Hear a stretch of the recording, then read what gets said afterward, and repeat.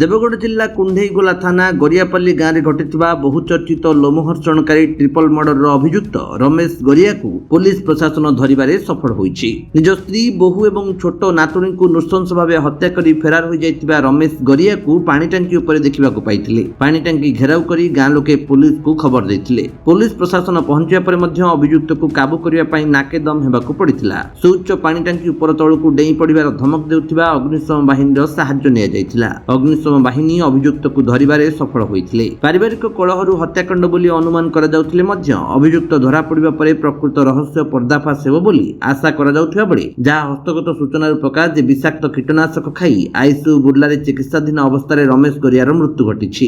ଲୋକଲଜ୍ଜା ଭୟରେ ହେଉ କି ଜେଲ୍ ଯିବା ଭୟରେ ହେଉ ଗାଁ ଲୋକେ ଦେଖିବା ପରେ ପାଣି ଟାଙ୍କି ଉପରେ ହିଁ ରମେଶ ଗରିଆ ବିଷାକ୍ତ କୀଟନାଶକ ପିଇ ଦେଇଥିଲା ବୋଲି ଅନୁମାନ କରାଯାଉଛି। ଦେବଗଡ଼ରୁ ଇନ୍ଦ୍ରଜିତ ନାୟକଙ୍କ ରିପୋର୍ଟ, ବିଶ୍ୱ ବିଜୟୀ ନ୍ୟୁଜ ଓଡ଼ିଶା।